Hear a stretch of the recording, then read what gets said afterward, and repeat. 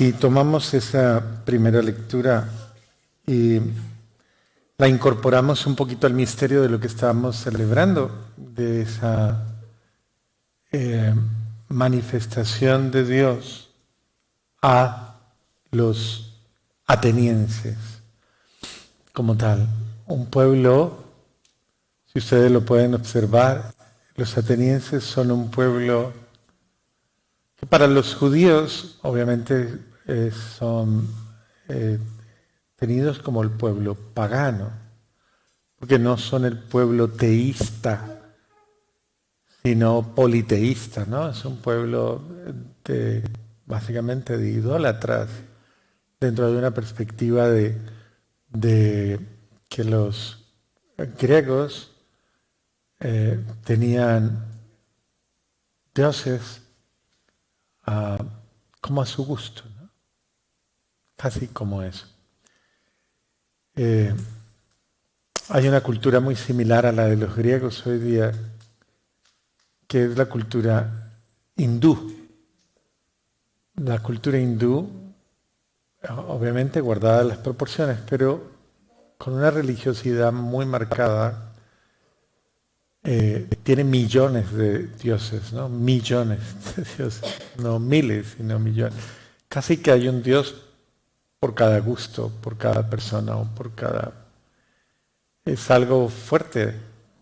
Y lo fuerte también es comprender cómo ellos, a pesar de tener tantos dioses, tienen unas prácticas bien particulares a sus dioses, a su cultura.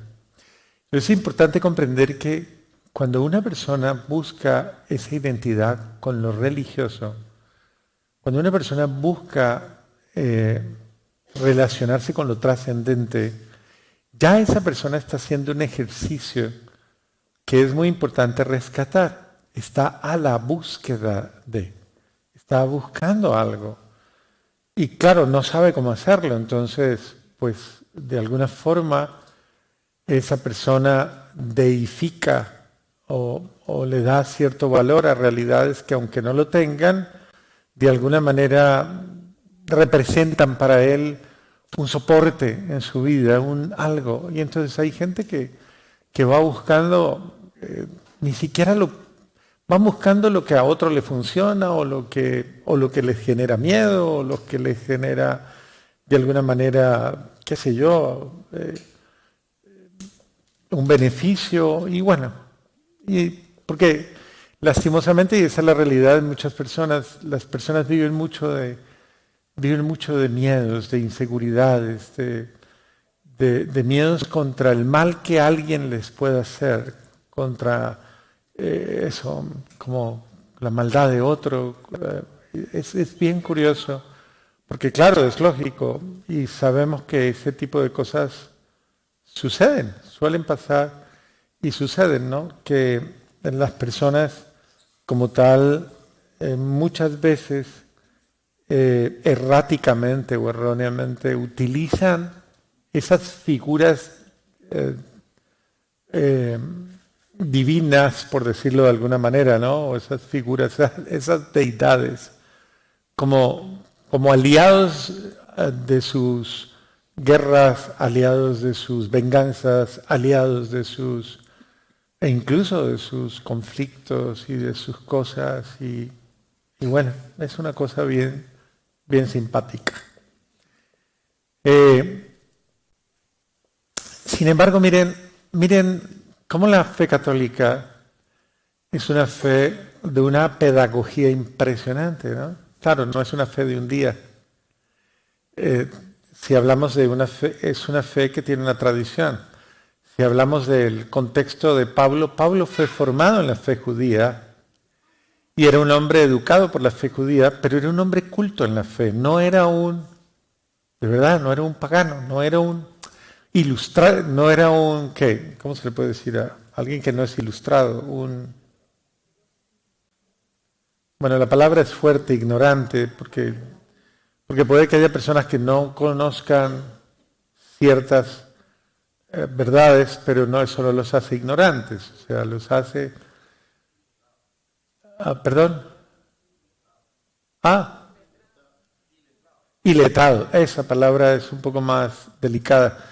Pero bueno, el iletrado es el que no tiene una cultura. Los griegos eran cultos. De hecho, quienes hayan estudiado filosofía, en su bachillerato le dieron filosofía antigua, y claro, y aprendieron a estudiar tal vez que Sócrates, sí, todos vieron filosofía en cantidades y aprendieron a echar el discurso filosófico y toda la cosa. Sí, no. Y se lo echaron a otro el discurso también y le enredaron la vida y también. Bueno, ese es el sentido de la filosofía, que es la elucubración, como es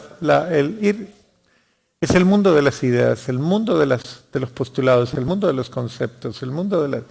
Pero es ideología, es ideología. Y la ideología como tal, ¿qué es la ideología? A ver, la ideología, para que la entiendan, es, si yo tengo una realidad aquí hay una realidad, pero aquí en mi cabeza tengo un concepto X, un concepto, una materia conceptual de cualquier naturaleza, y como yo conceptúo esa realidad, desde los conceptos que tengo en mi cabecita, se los aplico a esta realidad y saco una aparente teoría, eso se llama ideología. Una idea que yo puedo elaborar o fabricar en la visión de una realidad, pero no quiere decir que sea la verdad. ¿Sí me entienden? Es sencillamente una forma en la cual yo interpreto esa realidad, pero no es la realidad, no es la verdad. Hay una gran diferencia entre. Por eso es que es tan perfecta la religión católica. Porque claro, la religión católica no es de un día. Tiene toda la tradición judía, toda, y toda la cultura de la tradición judía, toda la educación pedagógica de Dios, cómo Dios guía a su pueblo, cómo educa a su pueblo, cómo lo lleva y cómo le va mostrando. Y la fe católica no renuncia a la tradición, sino nuestra Biblia sería solo el Nuevo Testamento. Nuestra Biblia es Antiguo y Nuevo Testamento. Nosotros somos judeocristianos. ¿Está bien? Nosotros no solo somos cristianos, sino judeocristianos. Esa es nuestra fe. Entonces, el sentido mismo de aprender esto es muy importante porque es comprender cómo nuestra fe es una fe que absorbe la cultura humana, absorbe la realidad humana. Y entonces la iglesia, el cristianismo, absorbió el judaísmo, pero después fue penetrando todas las culturas de su tiempo, hasta que invadió el mundo occidental en ese contexto, todo el mundo occidental. Entonces, por ejemplo, los curas estudiamos prácticamente 4 años de filosofía. O sea, nos estudiamos a todos los pensadores y a todas las formas de pensamiento de todas las épocas hasta el día actual. Todas. Eso es fuerte porque es una manera de comprender al hombre en su contexto. No es una elucubración, no es simplemente no, es un estudio. O sea, y bueno. Y luego estudiamos la teología. Y dentro de la teología estudiamos toda la historia y toda la realidad del misterio de Dios, de la teología. Pero estudiamos todas las dimensiones, antropología cristiana, antropología religiosa, todo lo que tiene que ir para comprender al hombre.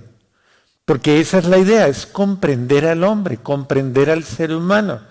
Y uno no tener, por eso un sacerdote, se sobreentiende que un sacerdote, si estudió bien y no perdió los exámenes, y fue a todas las clases, hizo las tareas, y se formó, hizo el curso personal, se supone que un sacerdote debe ser un humanista. Eso es lo primero. Es un ser humano con una gran capacidad de humanismo. Nosotros vimos psicología, teología, sociología, antropología y todo lo que tiene que ver con el hombre precisamente para entender al hombre. El punto es comprender al hombre. Entonces, Pablo es un hombre formado de la escuela de Gamaliel, pero es un hombre que en sus acciones trata de comprender al hombre. Entonces, miren la acción tan bonita de pedagogía que nos da Pablo hoy. Cuando llega a su realidad, la palabra dice que él estaba, sí, como chocado, estaba impactado de ver el ¿cómo podríamos llamarlo? Sí, exacto, sí, que tenían todos los griegos. O sea, ellos tenían una referencia muy religiosa, pero manifestada en muchas formas, en muchos símbolos. Formas de religión. Eso es del mundo actual. Créame, ese es el mundo actual, tal cual. Idéntico. Uno se encuentra con gente que cree en diversidad y el mundo actual es súper religioso. Más religioso que muchas otras épocas. Porque hubo épocas en las que reinó la razón, que es la época moderna. La época moderna no fue una época religiosa. La época moderna se convirtió en la época, básicamente, la época de la duda metódica. ¿Se acuerdan de René Descartes? ¿Se acuerdan que decía? Pienso y luego, claro, era una forma de interpretar el mundo desde la lógica racional y desmontó todos los argumentos, o buscó desmontar todos los argumentos de otra naturaleza, dándole únicamente énfasis a la razón. Si yo lo entiendo, existe. Si no lo entiendo, no existe. ¿Saben? Y bueno, ese hombre moderno, ya casi no hay hombres modernos. Ese hombre moderno escribió la universidad, escribieron la academia, escribieron la formación, escribieron muchísimo. Pero ese hombre moderno fueron todos los promotores de la ciencia, de la técnica, de la industria, de la ingeniería, de todo este tipo de cosas. Bajo la razón. ¿Es mala la razón? No es mala, ¿eh? No es mala, pero debe guardar su proporción y debe guardar su punto. Sin embargo, el modernismo se impuso de una manera fuerte para negar eso. Esa propuesta, toda propuesta teológica que en algún momento pudiese guiar a las personas. Y el modernismo generó un ateísmo práctico, una especie de ateísmo racional o ateísmo práctico, pero dejó al hombre sin referentes, dejó al hombre sin referentes propios y creyó crear una sociedad muy estructurada. ¿Cuál es la crisis del modernismo? La crisis del modernismo comenzó en la Primera Guerra Mundial, que hoy, ese es el contexto de la Primera Guerra Mundial, donde la Santísima Virgen María se aparece en 1900, correcto, en el contexto en el cual el hombre moderno, tan ilustrado, entra en el eclipse de la razón a matar a sus propios seres humanos, a matar al hombre.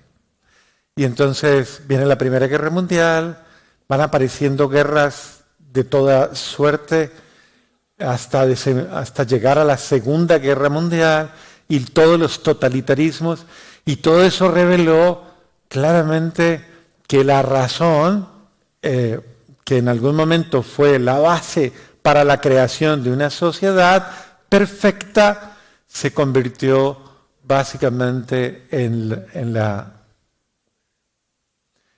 se convirtió en el tema para la eliminación del ser humano, para eliminar al ser humano. Cuando uno viaja a Auschwitz, en Polonia, es una locura entrar a los campos de concentración y entrar a cada cuarto donde uno encuentra un cuarto del tamaño de esto, incluso un cuarto, hay cuartos del tamaño de esto, mitad de esto, donde usted solo ve zapatos. En otro cuarto solamente ve cabello, pelo, montañas de pelo en cantidad. Entra a otro cuarto y ve ropa de niños, ropa de niños, ropa de niños, ropa de niños, ropa de niños, cantidades. En otro cuarto ve maletas, maletas, maletas, maletas. Y eso no lo destruyeron, no lo alcanzaron a destruir los alemanes, porque les cayeron tan encima que no los dejaron destruir nada. Entonces, esa es la muestra de cómo la razón, cuando agrede al ser humano, se anula. Eso generó una rebeldía en la humanidad. Eso generó, y dijeron, no, no, no. Eso es lo que se llama, dentro de la filosofía, un guayabo, dicen. Generó una especie de... Sí, entró en un choque emocional, cultural e intelectual la humanidad, y en un momento determinado dijeron no más. Y ahí estallaron cosas que algunos de ustedes vivieron, que fue esto de la revolución, por decirlo de alguna manera, del 60 al 68, 60 y pico, ¿se acuerdan? Más o menos después de la posguerra. Entonces comenzaron a aparecer todos estos círculos de aversión a la razón y de libertad absoluta del ser humano. Y entonces comenzaron a aparecer, algunos de ustedes pertenecieron a lo mejor a eso, el hipismo, algunos no eran pelilargos y fumaban marihuana y todas esas cosas por ahí, algunos no. Ahora no, ya no, pero bueno, yo sí pasé por eso y no lo tapo, yo no sé, algunos lo tapan hipócritamente, yo no. ¿No lo sabía? Ah, usted no. Usted andaba en moto con el pelo acá largo. Hippie era, claro. Peace and love, andaba usted. Peace and love, y eso, ya. Chévere. Y no tiene por ahí tatuajes de peace and love. No, esa no se les puso. Bueno, toda la cosa y tal. Pero esa fue la generación del 68, fue el estallido de no queremos más ese tipo de cosas. Y... ¿Perdón? Claro, vino la guerra de Vietnam que generó otra crisis impresionante, incluso en este país. Pero ya la crisis venía ahora, o sea, era una crisis ya del hombre, del ser humano en el mundo que no se entiende y que no encuentra verdaderamente. Y eso generó otro tipo de hombre, otro tipo de persona. En el mundo occidental, el mundo oriental está un poquito cerrado, aunque ya hay muchas partes del mundo oriental que están occidentalizadas. Japón, por ejemplo, está súper occidentalizado. Pero hubo muchos... La realidad del hombre occidental reventó de tal manera que no volvió a creer en nada. A eso se le llama el nihilismo. O sea, no creyeron en nada. Comenzaron a dudar de todo, absolutamente de todo. Pero nace un nuevo hombre que comienza a buscar su propia religión. Ese hombre que comenzó a buscar... ¿Está muy larga la clase? No.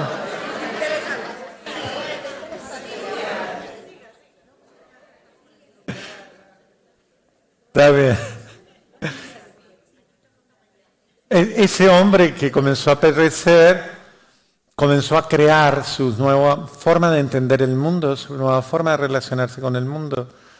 Y ese hombre es el hombre que se llama hoy día posmoderno. ¿Sí? El hombre posmoderno es fruto de toda esa época. Es el hijo de esa época, pero no en un país, en el mundo en general. Ese hombre posmoderno comenzó a tener aversión a todo. Ahí, en esa cultura posmoderna, nacen todas las corrientes ideológicas que usted vea en este momento. La de las personas trans, las personas que van navegando de una genealogía de una a la otra, la crisis del machismo, la crisis del feminismo.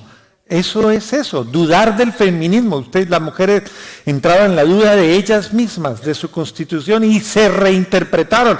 Y vino toda la conceptualización nueva de la mujer.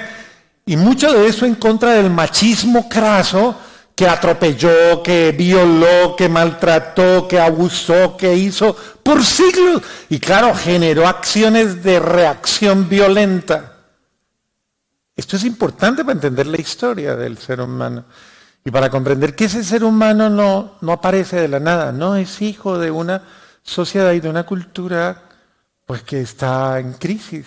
Y esta sociedad está en crisis. Entonces, el concepto del hombre posmoderno es dudar de todo, que desaparezcan las instituciones, y por eso es la lucha del posmoderno, que desaparezca la iglesia, desaparezcan las verdades absolutas, desaparezcan los dogmas, desaparezcan los límites, nada de referentes establecidos, nada de paradigmas, le llaman ellos, paradigmas, o sea, modelos de vida, nada, cada quien libre, haga lo que quiera, como lo sienta, como lo viva, como lo quiera. Y entonces aparece el hombre nuevo que dice, no dice pienso, luego existo, sino siento, luego existo. Siento, luego existo. Y por eso hasta las abuelitas hoy día han entrado en eso y le dicen a la nieta, cuando ya no pueden con ella, le dicen, ¿usted cómo se siente? ¿Se siente bien? Si usted se siente bien, mija, haga lo que quiera. La suya no le dice eso, la suya es moderna, todavía no es posmoderna, no la han convertido al posmodernismo, mija, esa es moderna. Claro, el hombre posmoderno, y ahí nacen los hombres de todas las clases, los hombres metrosexuales, los que ya no creen en su propio género, los que, toda esa conceptualización nace de todo ese desorden, de toda esa realidad, pero es el hombre reaccionando contra muchas cosas, contra el mismo hombre, contra lo impuesto, y claro, esto genera una crisis mundial. Entonces, la Virgen viene a devolver al hombre al redil. Aparece en una época que amenaza, mire el horizonte que se viene. Y ella aparece en ese contexto, Fátima aparece en ese contexto diciendo, se van a perder como van. Por favor, oren por el mundo, porque como va el mundo se va a perder. Y Dios no quiere perder a ninguno de sus hijos. Entonces, por eso la acción de la Virgen es una acción de rescate, es una acción de recuperación de la humanidad, es una acción de salvación, porque a la luz de todas las falsas doctrinas, de todas las mentiras, de todas las ideologías, de toda la locura humana en la que está metido el ser humano, se está apagando la luz de Dios verdadera, la luz de la verdad.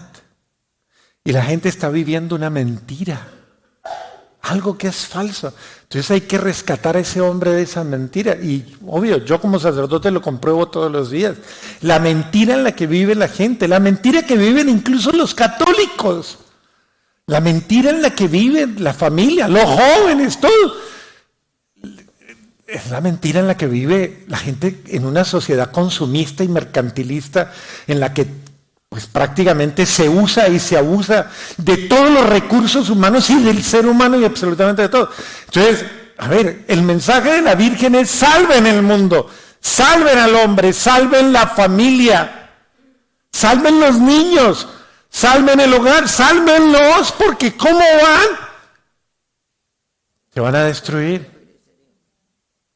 Los jóvenes, por ejemplo, ya no creen en el matrimonio. Algunos están comenzando a volver a creer en el matrimonio. No creen. ¿Por qué no creen? Hombre, porque son hijos de hogares recontra desbaratados, de hogares conflictivos, de hogares enfermos, de hogares disfuncionales, de hogares traumados, de hogares, wow, en los cuales ellos dicen, a ver, ¿qué hay? Es complicado. Y no solamente eso, ya los referentes, muchos de los referentes de vida han perdido la autoridad. La paternidad ha perdido la autoridad. La maternidad incluso ha perdido la autoridad. Porque ya no hablar muchas veces de estos referentes la gente digna, la gente valiosa, la gente honesta, eso ha perdido la autoridad en el mundo. Yo veo a veces cuando la gente se pone a hablar nostálgicamente y dice, ay, en mis tiempos bastaba la palabra.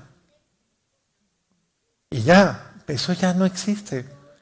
Porque ya nadie cree, no hay, el hombre honesto no existe ese concepto de la fidelidad, del respeto, de nada. Todo el mundo le tiene miedo pánico a todo el mundo. Y por eso se demoran ahora los procesos de gente que se va a casar, se demoran muchísimo porque los periodos de prueba se han vuelto extensos. Bueno, a la luz de todo eso, ahora sí está larga la clase, ¿sí o no? A la luz de todo eso, San Pablo supo llegar a ese tipo de sociedad e interpretar la sed de ellos y decirles, "Ay, ustedes tienen un Dios desconocido, ustedes tienen una búsqueda honesta. Yo les quiero hablar de ese Dios desconocido, de ese Dios en el que somos, nos movemos y existimos. Ese Dios que le da sentido a la existencia humana, ese Dios. Y que no es un Dios hecho de obras humanas, es un Dios que trasciende, porque Él es por encima de la acción humana. Entonces, importante, es devolverle a esos griegos, por ejemplo, eso, el sentido. Pero como ustedes lo ven, apenas les habló de la resurrección, claro, es complicado. Hablarle a una cultura tan racional como los griegos de la resurrección, eso era una locura. O sea, aunque ellos se creían en todo, pero de alguna manera era una ilusión. Ahora, importantísimo, que nosotros no descartemos a nadie y aprendamos a brindar, a creer, hoy día recuperar, a creer en la buena fe de todo el mundo, incluso los muchachos. Yo me paso mucho tiempo diciendo a la mamá que mi hijo se está perdiendo. Usted haga lo que tenga que hacer, que su hijo va a volver. Si usted sembró buenos cimientos, él vuelve. Yo volví. Y me hicieron cura incluso. Entonces, siembre buenos cimientos, ponga buenas bases. Pero es que yo no las puse, Padre, porque yo me equivoqué demasiado. Yo no supe ser madre, no supe ser padre. Wow, esa es otra realidad. Sin embargo, Dios sabe llamar y Dios sabe elegir aún en las realidades más dolorosas, ¿no? Entonces, hoy es un día para renovar la esperanza, la confianza, pero para creer que Dios sí está haciendo un plan, un proyecto con nosotros y Dios nos quiere salvar. Los 3 niñitos, vea, esos 3 niñitos son una cátedra, porque ellos permitieron que Dios trabajara en ellos, la misma Sor Lucía. Pero es importante creer firmemente. Ellos con su entrega le manifestaron que le creyeron a Dios y creyeron a Dios que verdaderamente este mundo es una idea que pasa, es algo que pasa. Y que verdaderamente, una mala noche y qué, en una mala posada. Sí, es un ratito, ¿no? Entonces, no se aferre tanto a esta vida, ni se aferre tanto a... Es que usted no sabe cuánto he sufrido yo, Padre. Bendito sea Dios, yo sé que has sufrido y no descalifico tu dolor. Pero no se aferre ni a eso, ni se aferre a... Esto pasa, todo esto pasa. Una enfermedad pasa, ¿o no? Un mal matrimonio pasa, ¿cierto? Pasa. Un mal marido pasa. Una mala mujer pasa, muchachos, ¿o no? No pasa. Todo pasa, todo pasa. El único que permanece es Dios y su amor. Entonces es importantísimo. Encontremos a Dios y encontrémonos con el amor de Dios. Ustedes ahora que van a ir con estas chicas a acompañarlas en su proceso de búsqueda, no las juzguen, no las condenen, no las discriminen, déjenlas ser. Ellas son hijas de esta sociedad, pero no han encontrado, todavía no han encontrado. Y ellas van adelante de encontrar algo y de leerlo en la vida de ustedes. Si está claro lo que Dios ha escrito en sus vidas, ellas lo van a leer. Y la luz de la esperanza se va a abrir para ellas. Y ellas van a entender que sí hay una forma diferente de ser, de vivir y de ser feliz, de ser mujer, de ser persona. Y van a encontrar el camino y van a reconocer cuánto se han equivocado, cuánto han fallado o cuánto se han dejado engañar por las circunstancias. Y ustedes van a poder volver a traerlas a casa, sanas, limpias, libres y felices.